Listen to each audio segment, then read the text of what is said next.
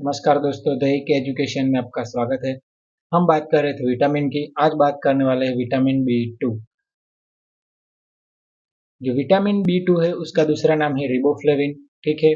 और ये B complex जो है उसमें आ जाता है। बी कॉम्प्लेक्स पार्ट का एक फैमिली मेंबर है। हमने बात की थी विटामिन बी टू जिसका दूसरा नाम है रिबोफ्लेविन, जो part of vitamin B complex में आ जाता है।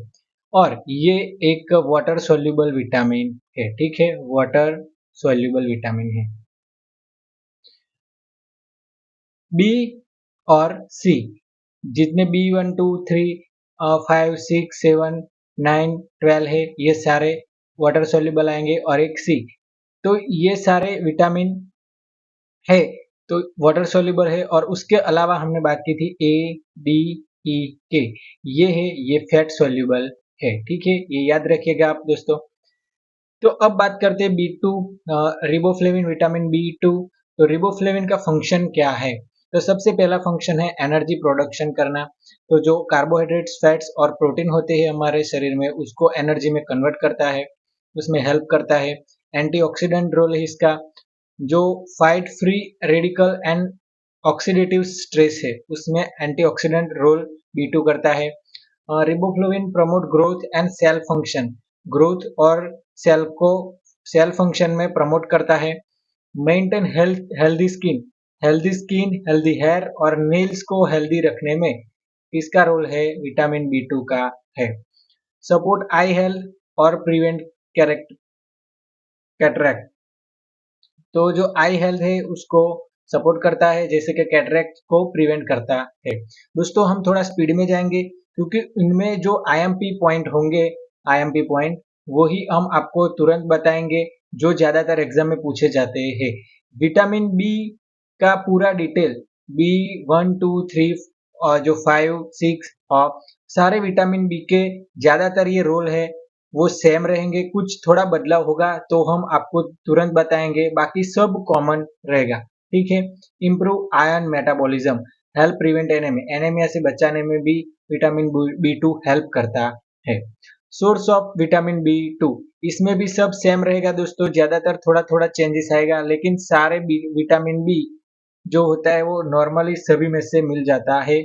जो वो बी विटामिन बी का फूड सोर्स एक ही रहेगा, बी 1, 2, 3 सभी का। ठीक है। Milk and dairy product, milk, cheese, egg, अंडे में से मिलता है। ऑर्गन मीट्स जैसे liver, kidney, green leafy vegetable, spinach, broccoli, whole grains and fortified cereals, almond, mushroom और फिश एंड लीन मीट्स। तो इन सभी में से विटामिन बी मिलता है, विटामिन बी टू मिलता है। जैसे कि फिश और एग में सबसे ज्यादा मिलता है, इन और डेयरी प्रोडक्ट्स में भी रहता है। Riboflavin is a sensitive to light, store milk and other source इन। तो दोस्तों, जो हम ये बी की बात कर रहे हैं, तो विटामिन बी और सी ये है वाटर सोल्यूबल। तो ज्यादा गर्मी, ज्यादा लाइट की वजह से ये बिगड़ सकते हैं या वो इसमें चेंजेस आ सकता है, सेंसिटिव हो सकते हैं। वाटर सोल्यूबल है इसलिए तो सभी में ये ज्यादा रहेगा। अगर ये जो ज्यादा कोई फूड जैसे कि स्पिनच, ब्रोकोली फूड सोर्स है, उसको आप ज्यादा उबालेंगे, खाने बनाने में, कुकिंग में ज्यादा कुक हो गया, तो ये विटामिन बी टू जो बी होते हैं वो नाश हो सकते हैं और मिलते नहीं है। तो थोड़ा कम कुकिंग रखना चाहिए। विटामिन बी टू की डेफिशिएंसी क्या होता है? किन लोगों को हो सकता है बी टू? जो पीपल विथ पुअर डाइट्स, जो ज्यादा अच्छा खाना खाना नहीं खाते, जो शराब पीते हैं, अल्कोहलिक्स, एल्डरली, जो बुढ़ापा आने लगता है तब, और पीपल विथ क्रॉनिक इलनेस, जो जिसको पहले से ही कोई बीमारी है क्रॉनिक, तो उसको भी विटामिन बी टू की डेफिशिएंसी हो सकती है। डेफिशिएंसी सिम्टम्स क्या है? तो crack at the corner of the mouth, ये इंपॉर्टेंट पॉइंट है दोस्तों, आप याद रख लीजिए। कई बार एग्जाम में पूछा जा चुका है, पूछा जा सकता है। एंगुलर स्टोमाटाइटिस इसको बोलते हैं। किसमें देखने को मिलता है? तो विटामिन बी टू की डेफिशिएंसी में एंगुलर स्टोमाटाइटिस देखने को मिलता है। Crack at the corners of the mouth, जो माउथ का कॉर्नर है वहां पर थोड़े थोड़े क्रैक आने लगते हैं, तो उसको बोलते हैं एंगुलर स्टोमाटाइटिस। कहाँ देखने को मिलता है? विटामिन बी टू की डेफिशिएंसी, रिबोफ्लेविन की डेफिशिएंसी से देखने को मिलता है। ठीक है। स्वॉलन रेड टंग ग्लोसाइटिस, ये भी याद रख लीजिए। जो डार्क किया है ये ज्यादातर पूछे गए क्वेश्चन है। B2 की डेफिशिएंसी में, रिबोफ्लेविन की डेफिशिएंसी में एंगुलर स्टोमेटाइटिस, ग्लोसाइटिस, ठीक है। ड्राई स्किन हो जाती है एंड फ्लैकी स्किन हो जाती है। सोर थ्रोट, जो गले में शोर हो जाते हैं तब इची, रेडनेस, रेड आई हो जाती है। फटीग एंड वीकनेस होने लगता है। और सेंसिटिविटी टू लाइट, लाइट से सेंसिटिविटी, इसको बोलते हैं फोटोफोबिया, ठीक है। तो फोटोफोबिया किसमें होता है ऐसा पूछा जाए विटामिन, तो उसमें विटामिन B2 आएगा, रिबोफ्लेविन, ठीक है। याद रखिएगा एंगुलर स्टोमेटाइटिस, ग्लोसाइटिस और ये फोटोफोबिया याद रखिएगा B2 या फिर रिबोफ्लेविन की डेफिशिएंसी की वजह से होता है। फ्लेविन, आगे बात करते हैं उसकी डेली रिक्वायरमेंट क्या है दोस्तों। तो उसका डेली रिक्वायरमेंट है 0.55 mg पर 1000 किलो कैलोरी पर डे। एक दिन में 0.5 mg लेना पर 1000 किलो कैलोरी पर लेना चाहिए, ठीक है। अब इम्पोर्टेंस क्या है विटामिन B2 का, ये देख लेते हैं। जो फंक्शन थे वही है, तो जो एनर्जी को कन्वर्ट करता है फैट प्रोटीन को, essential for growth development and cellular function. Cellular, जो स्टोमेटाइटिस हमने बात की, सोर थ्रोट बोला, तो सेल्यूलर फंक्शन के लिए बहुत जरूरी है B2। Prevent skin disorder, mouth inflammation और आई प्रॉब्लम भी उससे प्रिवेंट कर सकते हैं B2 की वजह से। Work with B vitamin to boost overall health, अगर विटामिन बी कंप्लीट है तो बूस्ट ओवरऑल हेल्थ होता, आपकी अच्छी हेल्थ रहेगी। Promote healthy red blood cells, healthy red blood cells के लिए, भी B2 रिबोफ्लेविन जरूरी है। तो ये थे इंपॉर्टेंट कुछ पॉइंट, ठीक है। अब साथ में हम B3 की बात कर लेते हैं दोस्तों, क्योंकि छोटा पॉइंट है। B2 और B3 के साथ में हम बात करेंगे, आगे भी हम दो दो विटामिन खत्म करेंगे जल्दी। हमारा कोर्स हम खत्म बहुत अच्छी तरीके से पढ़ाकर करने वाले हैं। ये हम साथ में इसलिए ले रहे हैं क्योंकि ये छोटे छोटे पॉइंट है और इसमें इम्पोर्टेंस पॉइंट थोड़े कम है, इसीलिए साथ में ले रहे हैं। तो विटामिन B3 जिसका नाम है दोस्तों, उसका अदर नेम कई बार एग्जाम में ये भी MCQ में पूछा जा चुका है, नायासिन। नायासिन और निकोटिनिक एसिड या निकोटामाइड, ये निकोटीन ऐसा पहले दिख जाए तो समझ जाने का ये है विटामिन B3, ठीक है। B3 आ जाता है, part of the vitamin B complex family. B complex family का एक पार्ट है, विटामिन बी में ही आता है।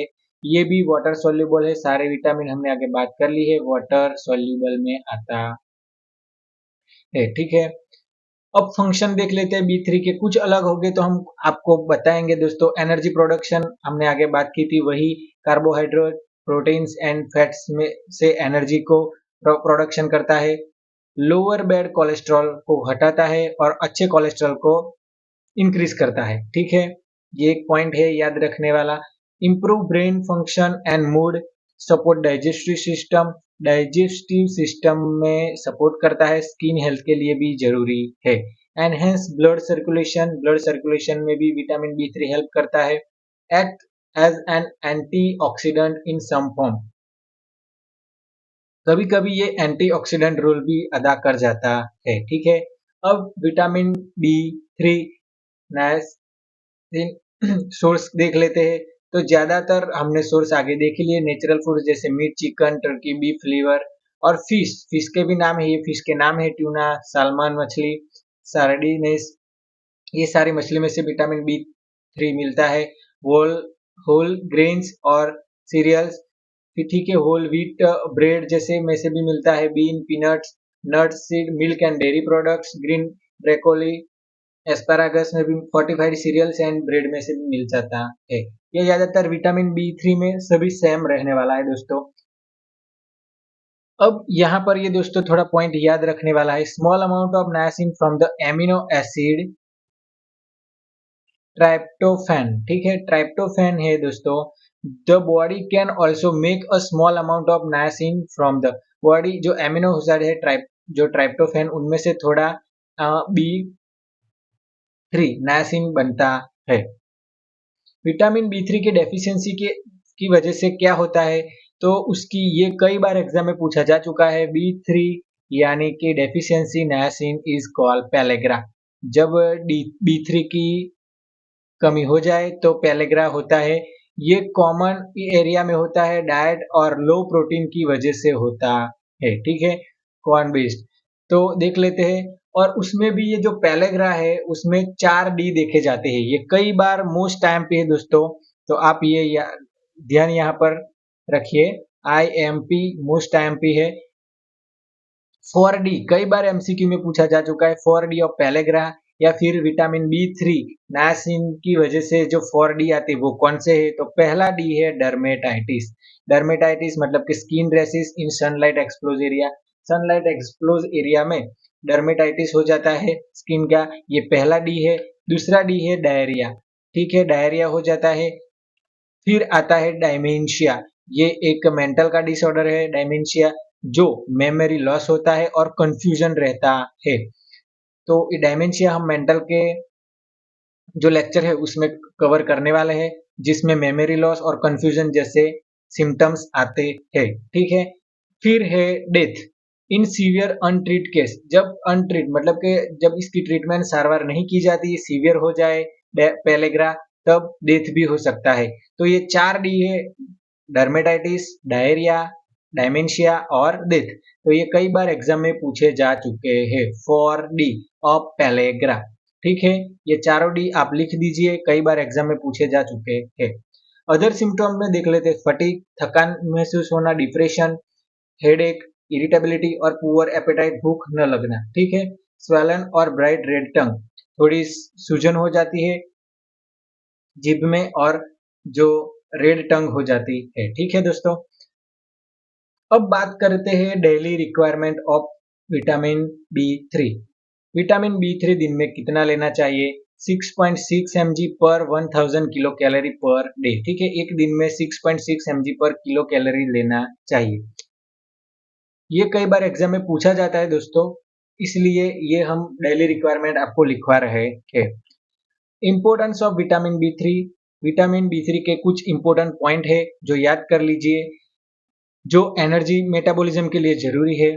फिर है protects and repair skin, skin repair के लिए भी जरूरी है। Maintains nervous system function, nervous system के फंक्शन को, क्योंकि हमने आगे देखा डायमेंशिया हो जाता है, एक डी डायमेंशिया आता है जो मेमोरी लॉस का एक डिजीज है डायमेंशिया। तो mental nervous system function, help in cholesterol regulation, हमने बात की कोलेस्ट्रॉल जो बैड हो गया है, खराब हो गया, उसको कम करता है, और अच्छा कोलेस्ट्रॉल, गुड कोलेस्ट्रॉल जो होता है उसको इंक्रीज करने में मदद करता है विटामिन B3। तो हेल्प इन कोलेस्ट्रॉल रेगुलेशन के लिए इंपॉर्टेंट है।